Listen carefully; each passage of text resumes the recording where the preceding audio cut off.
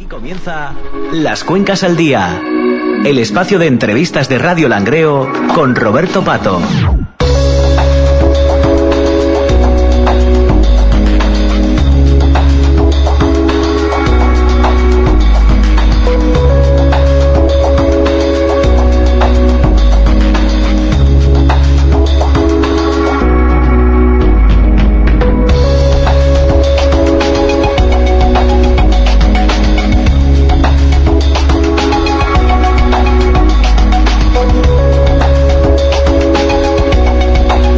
Del mediodía, 46 minutos, tiempo de entrevista aquí en Radio Langreo RPA Cuencas Mineras. Ya os había comentado que hoy queríamos hablar con César Frey, con el Séptimo Crío, para conocer cómo está ya ese graffiti, esa pintura que veremos dentro de muy poco, el día 9, si no me equivoco, con la llegada de la Vuelta Ciclista España a la cima del Angliru, que es donde está este monolito. César Frey, ¿qué tal? ¿Cómo estás? Buenos días.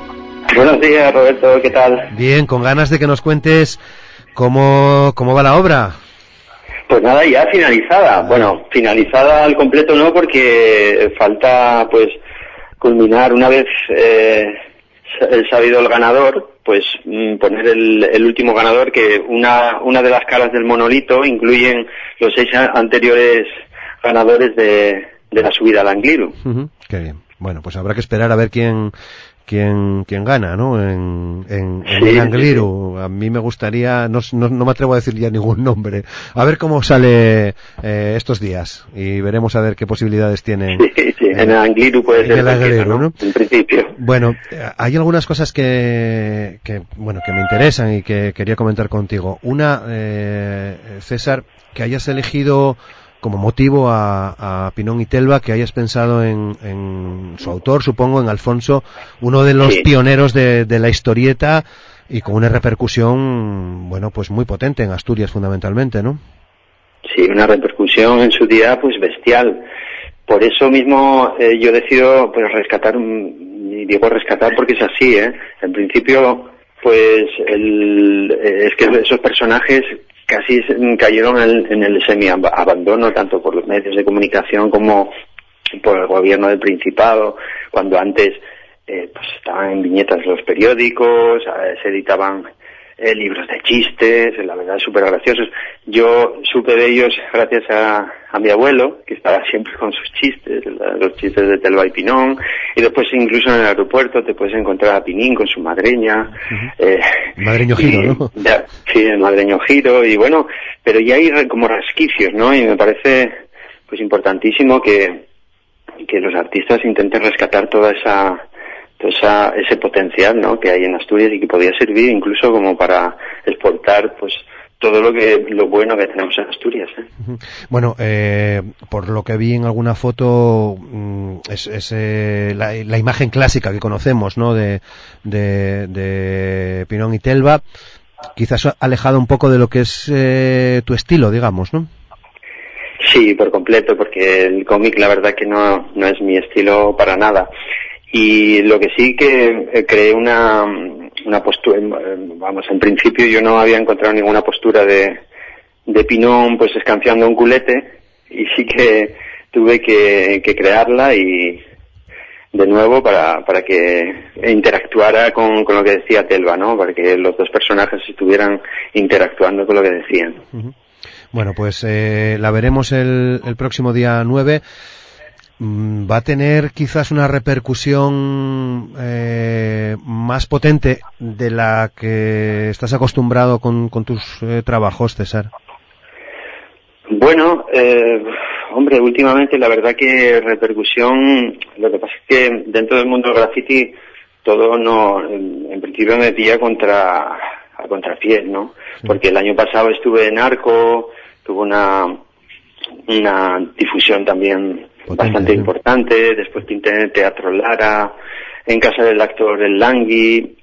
A principios de este año pues hice la primera restauración a nivel mundial, respaldada por una institución pública. Jamás se había hecho una restauración en la calle de un graffiti con respaldo institucional.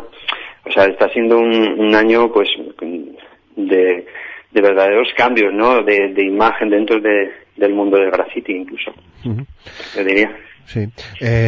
Bueno, es que yo creo que ya desde hace una temporada, César, que se está teniendo, vamos, cierto respeto por el arte en la calle, por el graffiti. No sé si a veces demasiado institucionalizado. Intentamos que no sea así. Yo por lo menos, y puedo hablar del movimiento hip hop y del graffiti, el intento es que no sea así porque tenemos muchísimos ejemplos que nos hablan de qué pasa cuando se institucionaliza, cuando se regla, cuando los políticos empiezan a mandar sobre los temarios que hay que impartir clase, o sea, que hay que impartir en los institutos. Es importante que el graffiti, la escuela de graffiti siga estando en las calles, que nadie la controle, porque, hombre, en cierto modo es un control anárquico totalmente, ¿no? Pero que funciona. O sea, llevan más de 50 años y a nivel mundial y funciona. Y no porque lo digamos nosotros, sino porque realmente, como tú bien dices, ahora mismo se está valorando de otra forma, ¿no? Sí. Y se está rescatando incluso por las galerías más importantes de los países y las instituciones les llama mucho la atención, incluso galerías privadas, ¿no? Entonces, bueno, está habiendo un hueco, ¿no?, para lo que es el arte urbano. Bueno, a mí me gusta mucho, sobre todo porque y en esto incluyo algunos de tus trabajos que he visto fundamentalmente en Mieres o en otras zonas de Asturias, porque a veces cuando giras en una calle, doblas una esquina y te encuentras con un mensaje a veces tan potente, ¿no? Recuerdo, por ejemplo, el bebé que tenías en Mieres, y que a mí creo que me lleva algunas reflexiones, por lo menos a pararme un par de minutos, ¿no? Sí, bueno, sí, por lo que te decía, muchas veces intentas mandar mensajes con la pintura porque los textos, es triste decirlo, pero hoy en día en la calle uno no se puede expresar libremente, no puedes poner todos los textos que quieras, y menos cuando, por ejemplo, está un ayuntamiento detrás o una contratación. Evidentemente te tienes que ajustar, por eso deja de tener la esencia de graffiti y se transforma en arte urbano. Graffiti necesariamente tiene que ser un arte de libre expresión a todos los niveles, tanto artístico como persona, ¿no?, que quieras expresarte. Y el graffiti es muy de mandar mensajes, es transgresor y al final molesta. Por lo tanto, por eso se rescata ciertas cosas, por ejemplo, lo más artístico, o lo de más calidad, como puede ser cuando yo pinto un realismo, pero por ejemplo si yo me decidiera hacer una pieza clásica y mandar un mensaje, quizás no se me dejara. Ya. O sea, estamos todavía en esa tesitura, ¿no?, sí. En este país. Desde luego. Creo que además, por avanzar un poco más, César, que a vosotros, a los grafiteros, a los pintores en la calle también os molesta, porque a veces se confunde, y yo creo que hay mucha gente que confunde emborronar con hacer un graffiti, ¿no? Y se ve, por ejemplo, en algunas ciudades cascos históricos abrasados, no por graffiti, sino por manchas, ¿no?, que no dicen nada, ¿no? Bueno, es que, claro, explicar lo que es y no es graffiti en unos pocos minutos es imposible, ¿no? De hecho, ahora mismo yo incluso llegué a impartir algún máster en la universidad y las charlas son incluso de 4 horas o informativas y resumidas, ¿vale? Pero lo que vemos en la calle, claro que es graffiti. Y además la base y además lo que nosotros más respetamos, ¿no? Todos respetamos más una firma básica de estas que odia a todo el mundo a uno de mis realismos más trabajados. O sea, hay más respetos a esa firma porque esas firmas, los tag, son el inicio de todo. Y el por qué hay tanta firma y tanto... sí, porque sí, al final destroza lo que es el... No me refería tanto a las firmas, ¿no?, que te entiendo, sino a simplemente esas manchas que se ven a veces incluso en las firmas, ¿no?, que estropean, digamos. Sí, hombre, hay mucho muchas de las pintadas que vemos en la calle, por supuesto que no son grafitis. Claro. Los grafitis, sí es cierto que la escuela de graffiti está en la calle y por lo tanto tendrá que haber mucho malo para que desemboque en algo bueno. estoy hablando de mucha calidad, ¿no? Luego calidades intermedias hay infinitas y sobre todo los trazos, esos trazos limpios, rápidos, que la mayoría de la gente pues no aprecia, pero cuando ves una mancha, ves algo que es simplemente por destruir, eso no es graffiti. La graffiti no destruye sin identificarse, siempre está una firma detrás, siempre hay una persona detrás. Claro, sí. Y además